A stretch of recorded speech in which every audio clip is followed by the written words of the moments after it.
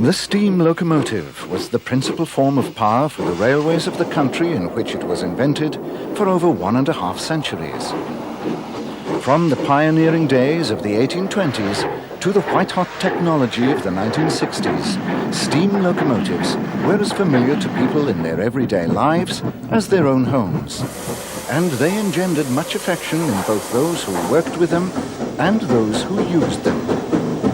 Many generations of Britons produced offspring for whom the steam locomotive and all things to do with railways were to become an all-absorbing hobby and passion, so that the story of its rise and decline is one of the most detailed parts of human history, especially in the grouping years of the 1920s, 30s and 40s, to its demise under British Railways in the 1950s and 60s. In the early days, records were in written form, with hand-drawn illustrations. The invention of photography meant that much of the Victorian period was recorded on film, moving pictures becoming possible at the end of the 19th century.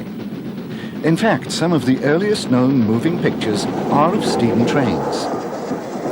Practical cinecameras became available after the Great War, so from the 1920s onwards, railway enthusiasts were able to record the everyday happenings on the railways, enabling us to see them in all their glory in this series of the Decades of Steam. The decade of the 1920s was highly significant in the history of steam. The little engine and railway are seen here in the last year of operation, 1929. As late as 1922, the company was still paying a dividend and was offered a place in the LNER, a member of the Big Four which absorbed most of the other railways in the eastern part of the country. These included the Great Eastern Railway, which had also offered to buy out the Southwold in 1893. These two dates covered the whole period of its prosperity. Moy was the local coal merchant. Probably the only other recorder of this railway oddity was the newsreel cameraman. Opened in 1879, it had 3 other locomotives, Halesworth, Blythe and Southwold. Having rejected both takeover offers, the Southwold's fall was rapid. It had been saddled with a 16-mile-an-hour speed limit throughout its life, and the introduction of buses with a 20-mile-an-hour speed in 1928 led to its closure a year later. It was just one of the first casualties in the war of attrition which would see the end of most rural lines during the next few decades. It's now time to turn to the Big Four, starting in time-honored fashion with the Great Western. The 1923 grouping affected the GWR less than any other railway, it having effectively had its own grouping in the Victorian period, when the various broad gauge companies had amalgamated in order better to fight their bitter enemies, the standard, or in their eyes, narrow gauge companies, which had proliferated elsewhere. It was a futile fight, which had ended in 1892 with the abolition of the broad gauge and marked the start of a great period of consolidation for the company. From this period came the first steam locomotives we see, the famous Dean Duke class. 60 of these double-framed 440s were built between 1895 and 99 for mixed traffic duties, the engines being at home on both local passenger and general freight duties, as seen here in the snow near Warwick. The general outline of the straight-top boiler with its tall chimney and enormous dome were Dean characteristics, as can also be seen on the next locomotives, Dean Goods 060s. There were 260 of these originating in 1883, most surviving into the 20s, although 20 had been rebuilt somewhat bizarrely into 262 tanks. Others had been called up for war service and gone abroad. A few of Dean's 240s survived in the 20s. This Barnum survived into the 30s. William Dean was succeeded by George Jackson Churchwood, probably the most innovative locomotive designer of all, who was to set his stamp on all subsequent Great Western locomotives, starting with the double-framed 440s. Built around the turn of the century, They were the first to display Churchwood's taper boiler and Belpaire firebox, with both small and large-wheeled examples being built. The latter were for express duties, but were to suffer large-scale withdrawals in the late 1920s. This fate also befell the pure Churchwood 440s, the first county class, one of which is seen at Worcester behind the Bulldog, whilst another heads east at Southall on the GWR main line. These were part of Churchwood's famous standardization policy for secondary services. Our last view is of one at Leamington Spa, a location which will act as a theme throughout our series, showing the changes through the decades of steam. This is an Aberdare, one of a series of 81 260s built from 1900 to 1907, again displaying Dean framing with the modern Churchwood boiler. A number ran with ROD tenders from withdrawn members of the Great Central designed 280s, purchased from the government after the war, some 100 of which were used by the GWR. 50 of these were refurbished and kept as long-term members of the locomotive fleet, whilst the last 50 were run into the ground, all being withdrawn during the 1920s. This is Whitnash Cutting on the GWR's main line from London to Birmingham and the Mersey. These trains, climbing away from Leamington and at the station, have Churchwood's 2800 class 280s at the head of trains of coal and mineral wagons on the sort of traffic for which these heavy freight engines were designed. The first of these was built as number 97 in 1903, one of 3 prototype standard locomotives built that year to test Churchwood's ideas in practice. It was absolutely right, and series production started in 1905. The principles of standardization extended to all parts of the machinery, from the use of 2 outside cylinders to the boiler, designated Standard Number 1. The latter was to give the GWR its familiar locomotive outline. Between 1905 and 1919, 84 of the class were built, but no more heavy freight engines were built during the 1920s, as the RODs fulfilled this role. Additional 2800s weren't built until 1938. These examples of the class are seen at work in the Leamington area in the late 1920s on heavy freight work between the Midlands and London. Churchwood had put forward 6 standard classes in 1901, one of which, a 5'8" 460, wasn't built. However, the scheme was expanded considerably with 14 variations, the 260 or Mogul replacing the 460. These were to prove extremely useful engines, 322 being built by 1925. The design wasn't part of either of the standardization schemes, but was produced from an amalgam of standard parts. It's said that only 11 new drawings were required. As can be seen, they got everywhere, including Paddington, whose suburban services in the 20s still relied heavily on a Dean-era classic, the Metropolitan Tax. The design dated back to 1869, but the Paddington ones were the final development, produced in 1899, with larger side tanks and condensing gear. These services gave them their name, as they worked over the semi-underground lines of the Metropolitan Railway to Aldgate until 1907, and on goods traffic to Smithfield into the 1930s. Whilst Swindon had produced the 240 metros, Wolverhampton, the GWR's other works of the 19th century, had produced 042 tanks, the 517 class. These had a very similar lifespan, and examples are seen appropriately on the Northern Division in the 20s at Leamington and Worcester. Another product of the Dean Churchwood transitional period was the 3600 class of 242 tank.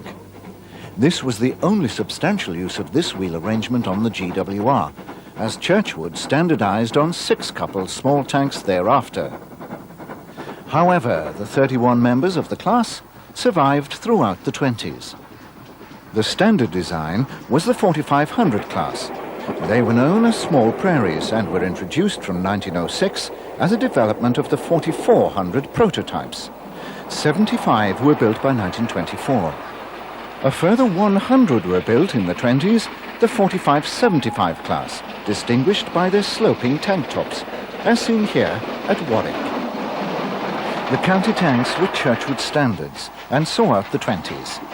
They were to be superseded by the number 2 boiler Large Prairies, the very similar-looking 6-coupled tanks developed from another of the 1903 prototypes, number 99.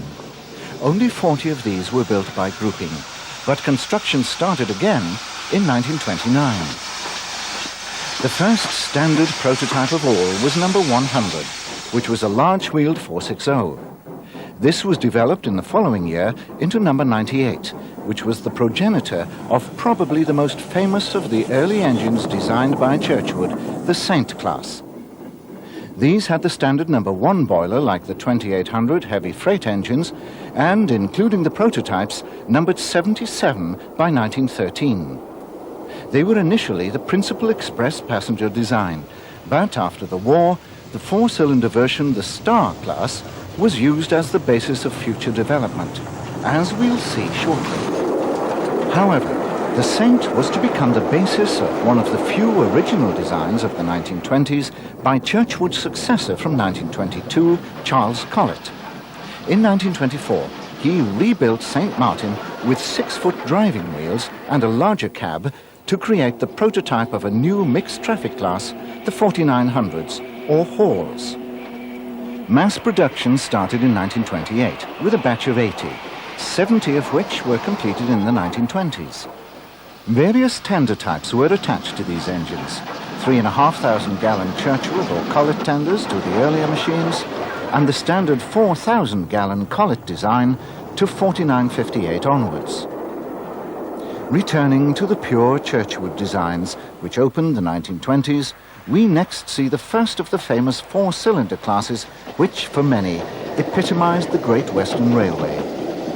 These are members of the Star class, 12 of which were built in 1922 and 23 to add to the 61 built before the war. This Princess, being passed by a Large Prairie at Leamington, is one of the last pre-war batch. The Stars were Churchwood's principal express passenger locomotives, utilizing the same standard number 1 boiler as the Saints and 2800s. They were derived from prototype number 40, a locomotive built in 1906, after the Saint prototypes had been compared with 3 French de Glen compounds. These had been purchased in 1903-5 by the GWR when Churchwood was developing his ideas for the future. The smooth running of the 4-cylinder French engines led to the adoption of the layout on number 40, after which it was decided to use 4-cylinder locomotives for the longer non-stop runs, the 2-cylinder machines being considered more suitable for trains with more frequent stops. As with the Halls and Saints, by the late 20s, there were 3 varieties of tender in use on Stars. As this Star prepares to leave Leamington, its lineal descendant, a Castle, arrives from London. Churchwood had seen the necessity of increasing the power of the Stars by fitting an enlarged boiler, and had, in 1919, proposed the use of his standard number 7 boiler, as fitted to the large mixed-traffic 280s, the 4700s. However, the design was too heavy at that time, so a new boiler, standard number 8, was designed and the Castle class produced, under the auspices of Collett, in 1923. This famous design was to prove to be the mainstay of GWR express passenger workings until the end of steam. In the 1920s, 30 were built, and 5 Stars updated to the newer design. In addition, Churchwood's Solitary Pacific number 111, the Great Bear, was rebuilt as a Castle. The engines were used on express passenger duties and, as here, on milk trains, which were treated as express services in the days when the majority of the country's dairy produce, as with most freight, travelled by rail. By the mid-1920s, the Great Western civil engineers had upgraded the principal main lines to enable the introduction of a heavier express passenger type. The result was the famous King, or 6000 class. This was effectively the 1919 proposal, but updated thoroughly. 20 were built over a period of 13 months from June 1927 to July 1928 and put to work on expresses from Paddington to Plymouth and Bristol and Birmingham, as seen here. The Kings were to prove to be the final Great Western Express class and the ultimate development of the four-cylinder type. At the time they were built, they were the most powerful passenger locomotives in Britain. One of their most noticeable features, the semi-outside framed front bogie, was the result of tight clearances between the frames to allow larger inside cylinders to be used. They were imposing machines, and it's fitting to end this review of GWR steam in the 1920s with this sequence of the famous doyen of the class, King George V. The engine is immaculate, as ever, with polished wheel rims and the full garter coat of arms on the tender, and sports the presentation medals on the cab side and bell on the buffer beam, which were mementos of its 1927 visit to the USA. We next visit the Southern Railway's most westerly outpost, Wadebridge. Here, 3 of William Beattie's 240 well tanks had outlasted their sisters, been rebuilt by his successors, Adams, Drummond and Urey, and were to outlast most of their own products. These gentlemen were the locomotive engineers of the London and South Western Railway, the largest constituent of the Southern, each of whose locomotives were stylish and effective. This is an Adams 440 of Class X6, one of 10 6'7" express machines, and it's followed by one of Dougal Drummond's mixed traffic L11 440s, 40 of which dated from the first decade of the century. Drummond was an early advocate of standardization, even predating Churchwood. His M7 044 tanks had many parts in common with the 440s and his 700 Class 060s, one of which is seen being shunted by the shed pilot A.S. Harris at 9 Elms.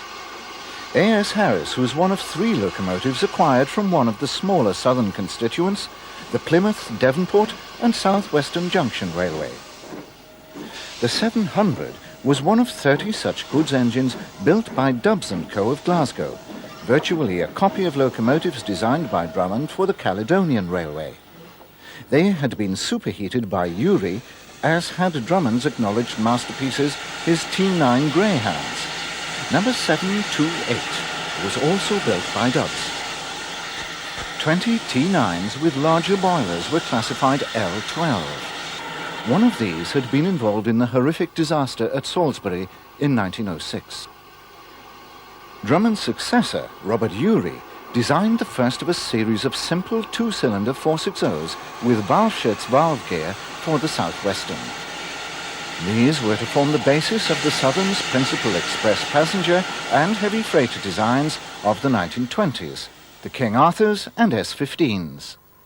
This is the now preserved Salamiel. The Urey design was modified by the Southern's first CME, Richard Mansell, to produce the Arthurs. Mansell had come to the Southern from the Southeastern and Chatham, the second largest constituent. This is a Stirling Class B1, rebuilt by Wainwright. It's followed by an example of an earlier Stirling Class, the F1s, also a Wainwright rebuild. A Mansell Wainwright D1 shunts past a Drummond T9.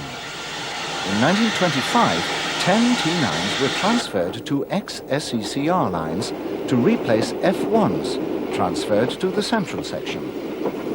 The Mansell rebuilds were employed on continental boat traffic to Dover and Folkestone, where an E1 is seen, followed by one of Mansell's own Southern Moguls Class U. These small engines are Stirling Class R tanks. Of course, many were rebuilt by Wainwright to form Class R1, a process which continued until 1922.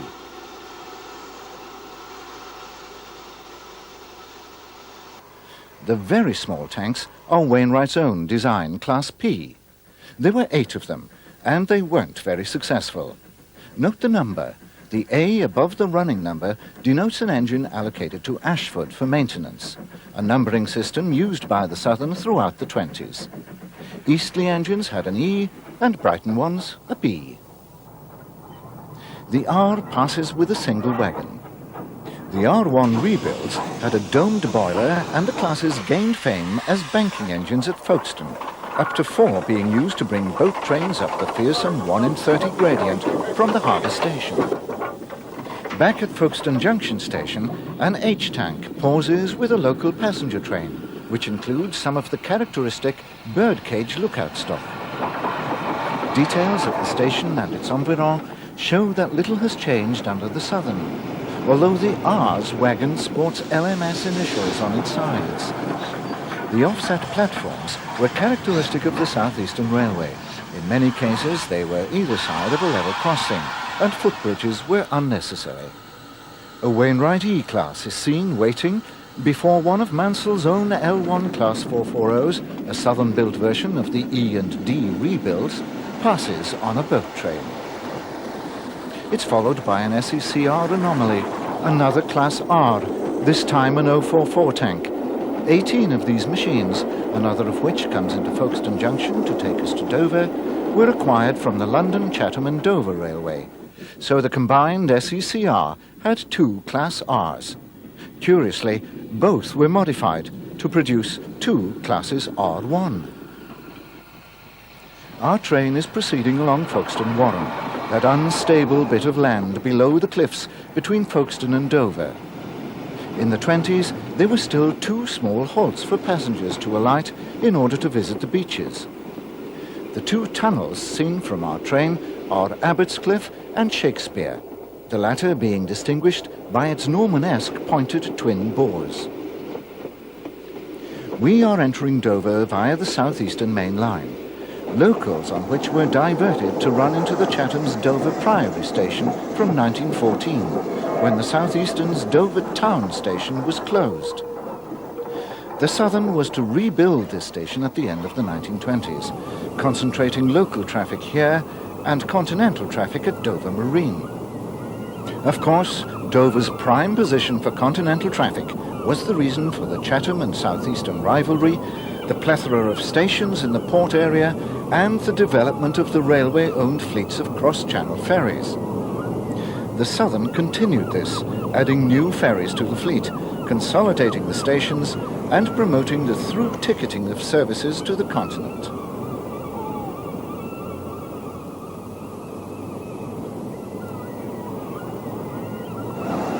This local is heading away from the port at Hawkesbury Street Junction towards Priory, although this traffic largely ceased from the 11th of July 1927 with the closure of the Chatham's Harbour Station. From then on, Dover Marine, opened in 1919, was the only station in the port, into which this Sterling B1 440 is heading. On the right is the Lord Warden Hotel, which effectively bisected the station entrance, which could be accessed directly from east or west, the 2 routes to London giving the Southern immense flexibility in the running of boat trains. These views show the port avoiding line and another Wainwright Class E making for Marine Station with another boat train, formed of pre-grouping stock. In the engine holding sidings, a rebuilt sister E1 is ready to reverse down to the station to take over the return working, whilst a Wainwright C Class 060 is amongst the other locomotives awaiting work. The Marine Station was built at the landward end of the Admiralty Pier, which forms the western arm of the enclosed harbour. From the pier, we can see locomotives and rolling stock stabled at the back of the station area. The cross-channel trade was the reason for the building of Mansell's and the Southern's principal express passenger class of the 1920s, the Lord Nelsons. Here we see number E858, Lord Duncan, leaving Marine with a boat express via the southeastern main line. The 11 Nelsons were built between 1926 and 29, the prototype being briefly the most powerful passenger locomotive in the country, in theory. The truth was that they weren't terribly successful, although they did the job required of them. The most important part of this was the Southern's ultimate prestige train, the Golden Arrow, introduced on the 15th of May 1929. Our final view of 1920's Southern steam is of Sir Richard Grenville, at Folkestone Junction with the down arrow. As we've seen, some railways were excluded from the grouping. Some were included but not incorporated into the Big Four. These were the joint lines, owned jointly by two or more of the larger companies, these owners subsequently being absorbed by different members of the Big Four. One such was the Somerset and Dorset Joint Railway, which connected the Southern Railway at Bournemouth with the LMS at Bath. Since 1876, it had been leased by the London and South Western Railway and the Midland Railway, so the lease of 999 years passed to their successors. The Midland took charge of S&D locomotive matters, including this small saddle tank. One of three known as Dazzlers and used at Radstock for shunting, it was withdrawn in 1929. It's seen at Highbridge, the S&D's original locomotive workshops, where it had been built in 1895. The S&D locomotive fleet remained independent throughout the 1920s with its own unique livery, royal blue. It also retained its own numbering series, the A suffix denoting engines on the duplicate list, a system once common but abandoned by the Big Four. Duplicate locomotives were those replaced by newer machines which had taken their numbers, so not themselves being withdrawn, having to be renumbered. Other Somerset and Dorset duplicates can be seen amongst this lineup of mostly ex-Midland types. This is a 3F known as a Bulldog on the S&D. This is an S&D variant of the familiar Midland 440. The legend on the tender was in fully gilt-shaded lettering. The last two engines seen here are members of the legendary 7F class, a Midland design produced exclusively for the S&D. It's now time to turn to the LMS itself, starting in Scotland at Glasgow St Enoch Station in 1928, as a Smiley 440 undertakes station pilot duties. The LMS incorporated three of the largest Scottish companies, the Glasgow and South Western, seen here, the Caledonian and the Highland. The South West contributed a rather mixed bag of locomotives, having suffered a somewhat inconsistent locomotive policy. The last such were the huge and impressive Whiteleg Baltic tanks, but they failed to live up to expectations, giving the LMS a problem, and all six were withdrawn by 1935. LMS locomotive policy was dominated by the affairs of its English constituents, so the Scottish railways were, to a large extent, left to get on by themselves. Some transfers of stock took place, such as this Caledonian tank at St Enoch. Smaller Cali locos such as this Pug and Britain 042 contrasted with the railway's modern 460s, although it was the Highland Railway which had introduced the type with its Jones goods of 1894.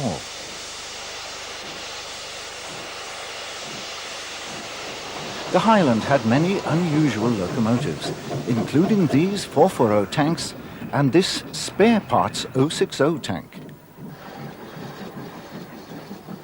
060s, however, are most commonly associated with the Midland Railway, the third largest pre-grouping company and second largest LMS constituent. These outside-framed examples were built to the design of Matthew Kirtley, the railway's first locomotive engineer, when such designs were quite modern. Kirtley held the post from 1844 to 1873, when he was succeeded by Samuel Waite Johnson, who rebuilt these 1863 designed machines with his own boilers.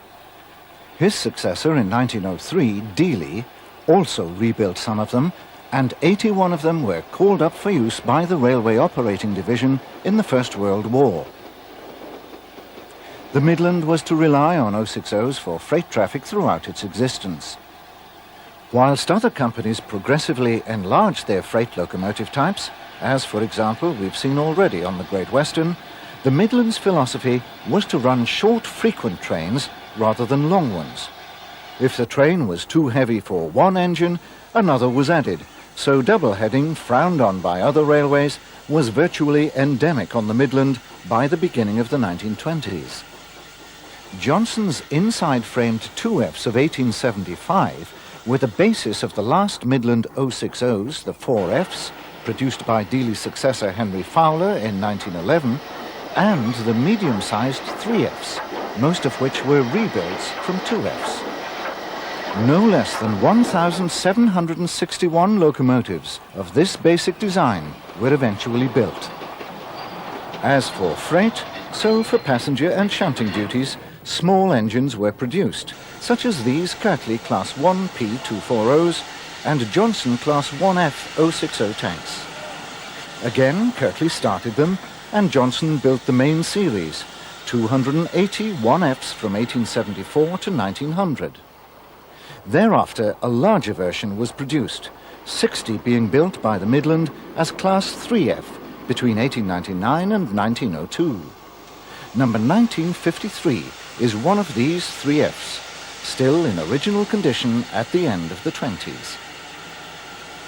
This, remarkably, was the last type of shunter for the Midland. Known as Ginties, even more remarkable is the fact that this was also to be the last design of steam shunter for the LMS, as updated by Fowler in 1919 with a modern cab and bell pair boiler, seen on 1945. 422 engines to the revised pattern were built as an LMS standard type throughout the 20s. Only diesels ousted them.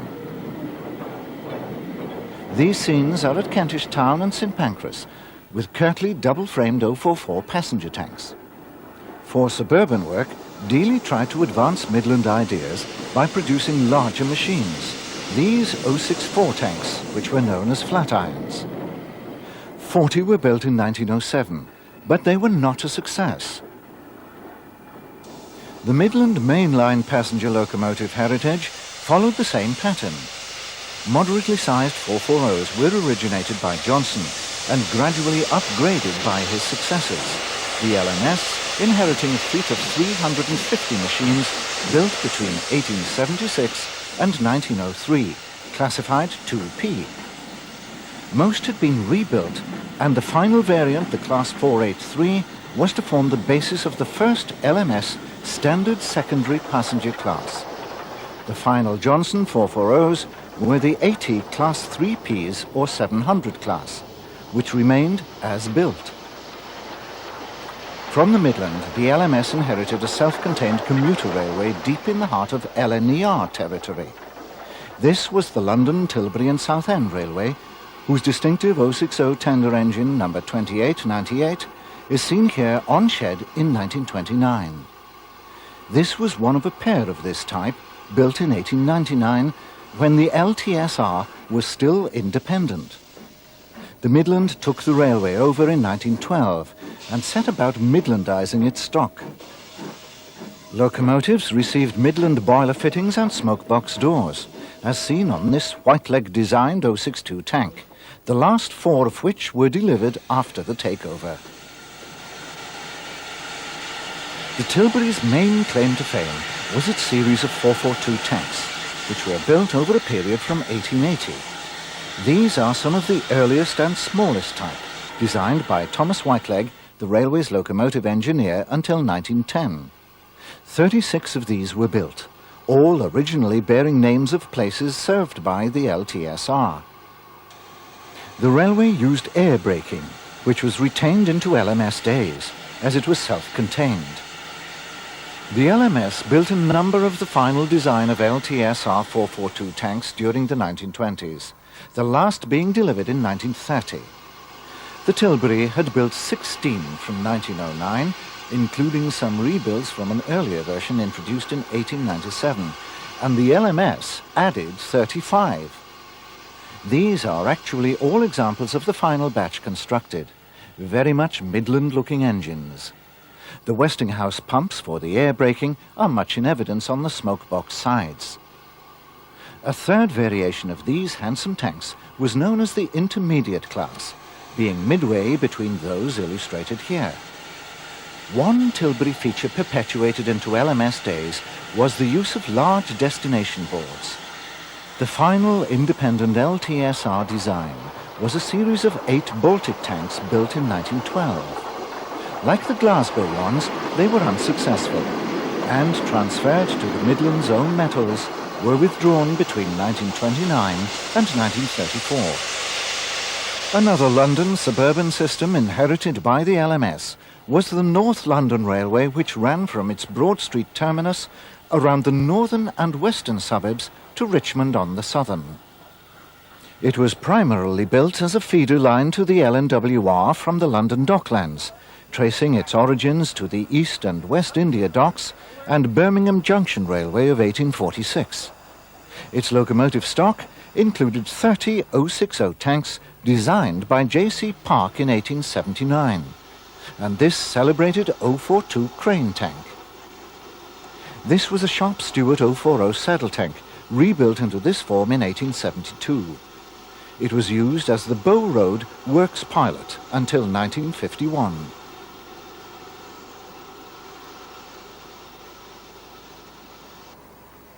The North London was managed by the London and North Western Railway from 1909, but retained its locomotive and rolling stock independence until it was fully absorbed by that company in 1922, a year before the LMS was created.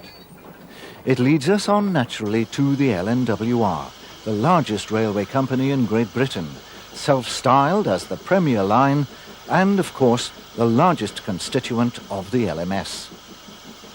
The LNWR was a truly great railway.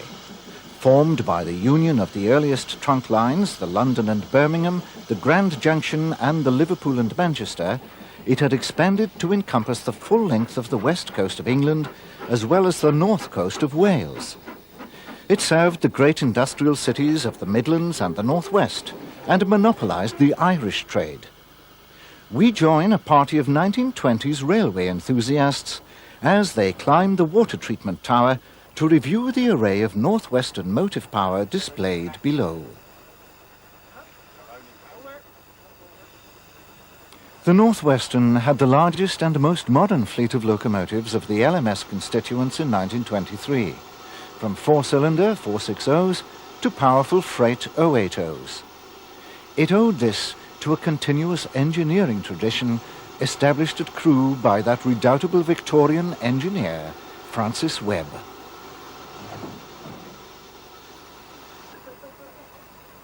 A number of Webb's locomotives were passed to the LMS.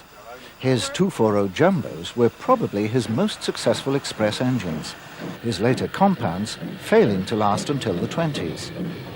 Dating from the 1870s, only a few Jumbos would see out the 20s. The longest lived were those transferred to the engineers department. Webb's successor was George Whale, who introduced the first modern 440s to the LNWR in 1904. This was the precursor class, well named as the main LNWR passenger fleet of the early part of the century, devolved from these engines. There were 130 in this class, built between 1904 and 1907. They were simple two-cylinder machines, a godsend to the operating department after the complexities of the Webb compounds. By the 1920s, despite modernization in the form of superheating, they were primarily used on local passenger trains, as seen here near Rugby. Like all LNWR passenger tender engines, they bore names ranging from Cyclops through Senator to Fairy Queen and Problem.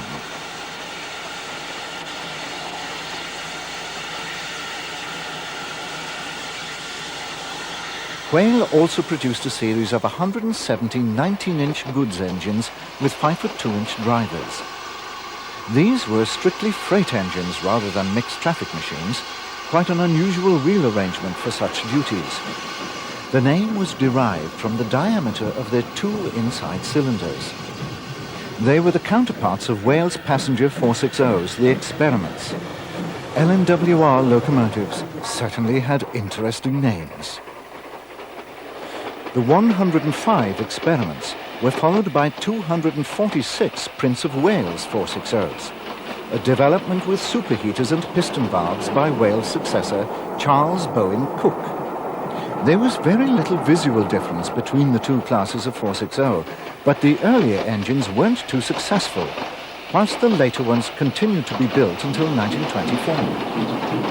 As on the GWR, some LNWR locomotives were fitted with XROD tenders.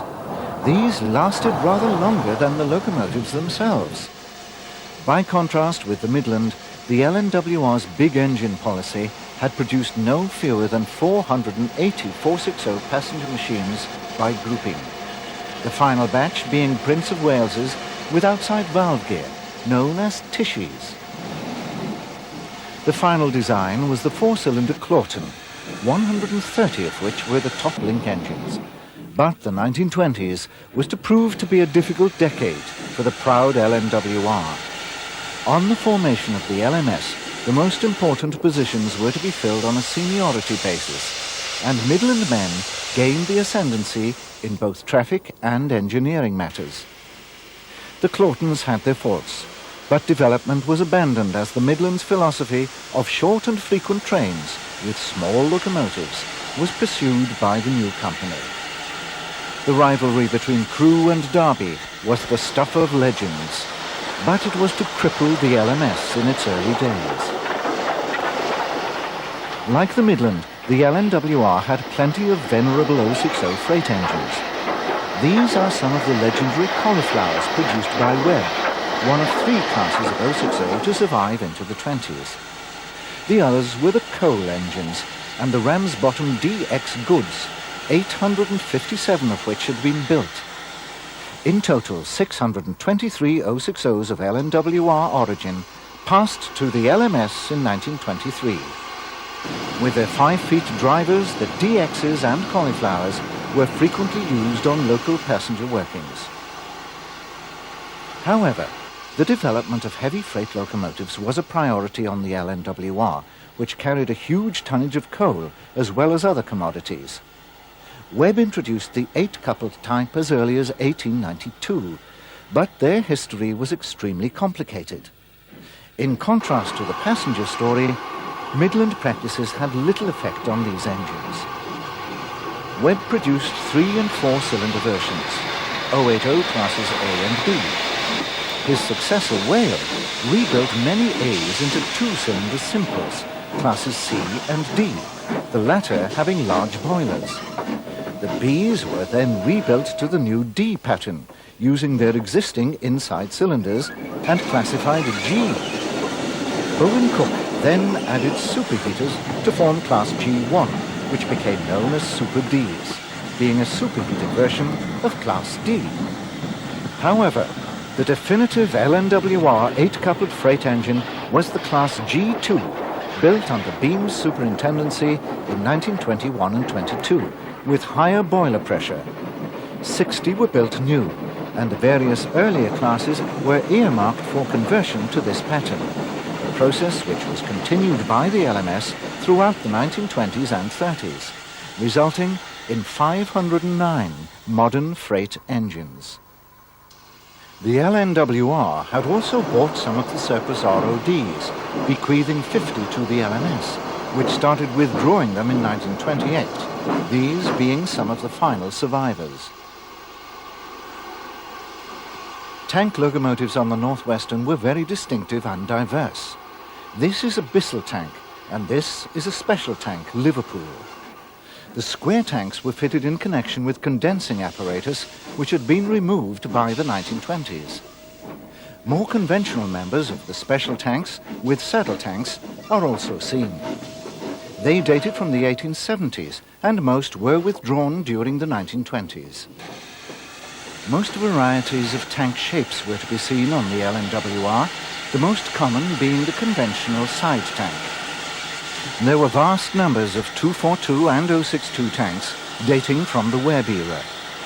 Both types were to be seen on motor train duties, these examples being seen on the lines around Rugby in 1929.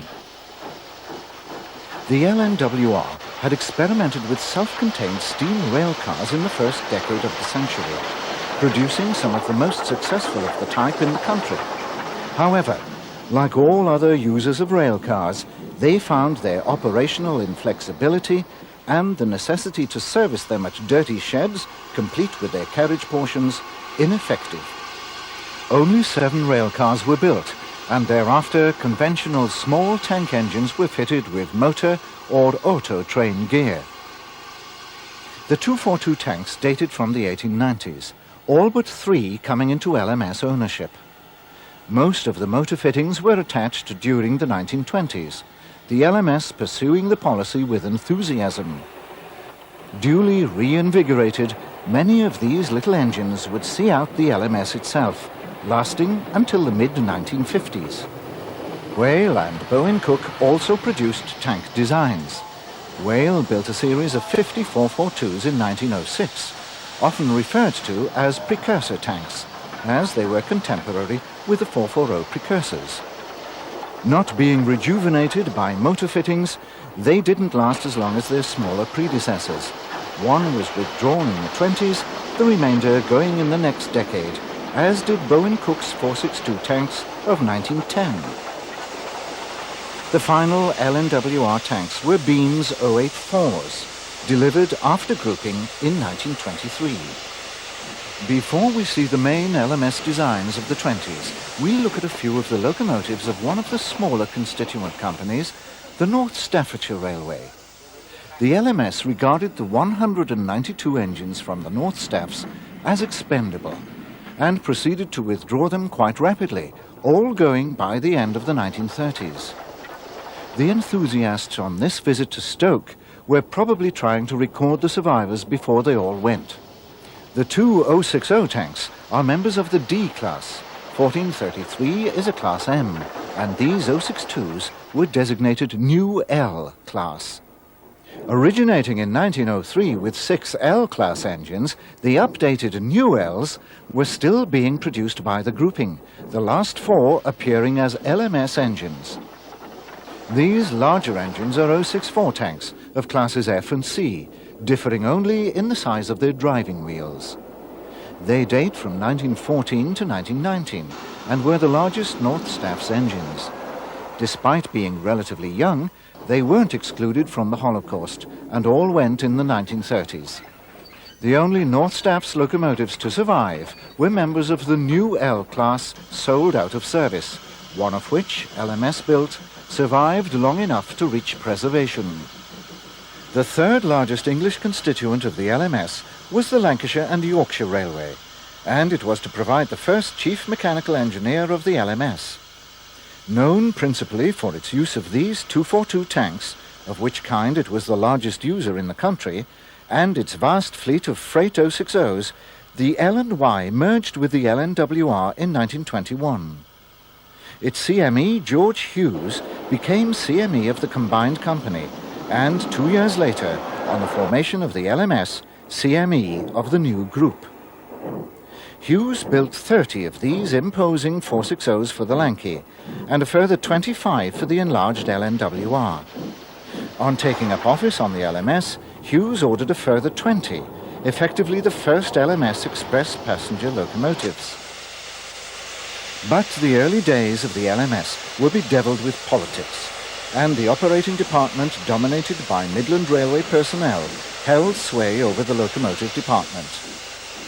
The operators wanted Midland locomotive types, so, as we saw earlier, they ordered slightly modified versions of the 4 Midland standard classes, including 3F Ginty tanks for shunting. It seems strange that the operating department could order locomotives, but Hughes was near retirement, which came in 1925, and a Midland man, Sir Henry Fowler, the designer of these engines, succeeded him. The 4Fs were drafted onto LNWR routes, but weren't welcomed. Fowler tried to marry Midland and Northwestern practice to create his 7F 080s, known as Austin 7s, but they were a dismal failure. The largest Midland Express engines were the 4P compounds. Fowler's version of these became the LMS Standard Express engines. Whilst they were fine machines and perfect for Midland operating purposes, the attempt to use them on XL and WR routes was a disaster, as the West Coast mainline operating practices were totally different. There was no doubt that the LNWR fleet urgently needed reinforcement, but it needed modern 460s. A crisis loomed. However, in one area, the Glasgow and Southwestern, the compounds were a very welcome relief for the mixed bag of locomotive stock, allowing the unsatisfactory Baltics to be taken off top-link work. There was one bright spot in the early 20s, as Hughes had set in motion the design of an advanced modern mixed traffic type.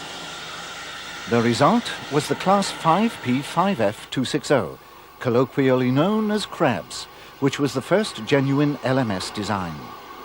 The final details were altered by Fowler, so in appearance it was a cross between L&Y and Midland practice, especially in the use of the Midland-style tender, which didn't even match the width of the cab. But Fowler was not slavishly wedded to Midland ideas. Hughes had also set in motion a study to replace the various types of passenger tank locomotives with a modern machine. This was to be a 264 version of the Crab, so Fowler continued the process, making rather more changes than he had to the Mogul design. The class which emerged, with its modern valve gear and high boiler pressure, allowing smaller cylinders, set conventionally, was one of the most successful 1920s designs of all.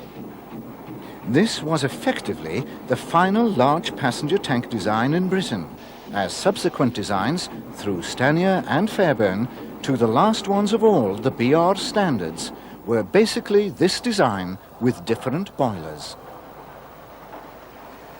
The story of the Royal Scots, which effectively settled the express problem, and the development of the 5X series of second-line passenger power from the Claughtons, will be told in the 1930s part of this series, as we now have to turn to the final member of the Big Four, the London and North Eastern Railway, or LNER.